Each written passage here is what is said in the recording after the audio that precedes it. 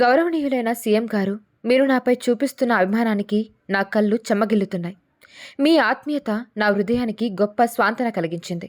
తెలంగాణ ఉద్యమం ఉవ్వెత్తున లేచినప్పుడు 2009 డిసెంబర్ 9న నేను చేసిన రాజీనామా చాలా సంచలనం రేకెత్తించింది. అదే రాత్రి చిదంబరం గారు చేసిన ప్రకటన ఉద్యమాన్ని చప్పున చల్లార్చింది. నాటి సీఎం రోషయ్య గారు మహిళా దినోత్సవం రోజున నాకు నా ఉద్యోగాన్ని కానుకగా తిరిగి ఇస్తున్నట్లు ప్రకటిస్తే నేను రాజీనామాను విత్డ్రా చేసుకొని డిపార్ట్మెంట్లో చేరాను.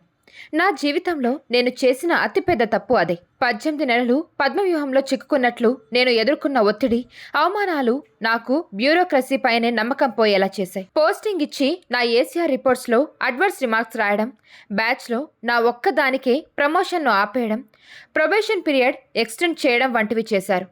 నన్ను ఒంటరిని చేసి ఒక కానిస్టేబుల్ కంటే హీనంగా ట్రీట్ చేశారు. బయట ఉద్యమ నాయకులను సంప్రదిస్తే వాళ్ళు నాకు సహాయం చేయకపోగా నన్ను ఎగతాళి చేసి చూశారు. ప్రత్యక్ష ఉద్యమంలో నేను మళ్లీ పాల్గొనడం అనివార్యమనిపించింది. అందుకే 1వ తేదీ నవంబర్ 2011న ఫార్మేట్లో డీజీపీకి రాజీనామా ఇచ్చేసి ప్రజల్లోకి వెళ్లాను. శ్రీకృష్ణ కమిటీ ప్రభావంగా జరుగుతున్న జాప్యాన్ని ప్రశ్నిస్తూ నా ఉద్యమ కార్యాచరణ ప్రకటించా. ప్రభుత్వం వెంటనే నన్ను సస్పెండ్ చేసింది. దేశద్రోహం వంటి తీవ్ర ఆరోపణలు అందులో ఉన్నాయి. సుష్మా స్వరాజ్ గారు నల్గొండ సభకు ఆ రోజే రావడం, నన్ను అర్థం చేసుకొని హక్కును చేర్చుకోవడం నాకు కాస్త స్వాంతన చేకూర్చింది. నాలోని ఒక డైనమిక్ కమిటెడ్ ఆఫీసర్ను ఆ రోజే హత్య చేశారు. ఈనాడు 12 ఏళ్లు పూర్తి అయిన తర్వాత తెలంగాణ మూలాలు కల ఒక సీఎంగా మీరు నా కేసును ఎగ్జామ్షన్ చేస్తున్నారు. మరణ కారణం తెలుసుకోవాలని అనుకుంటున్నారు. చాలా చాలా సంతోషం.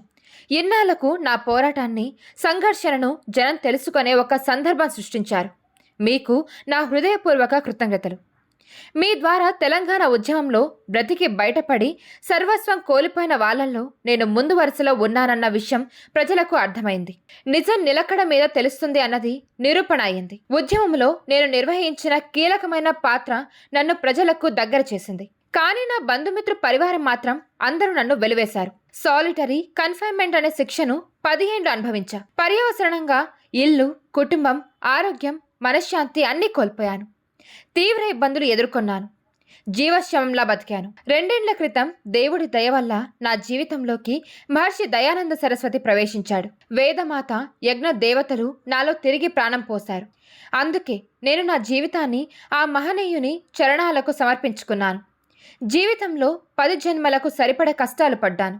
చాలు, ఇంకా నేను ఎవరి కోసం ఇంకెటువంటి త్యాగము చేయలేను. జన్మ రాహిత్యం కోసం అష్టాంగ యోగ మార్గంలో నడుస్తున్నాను.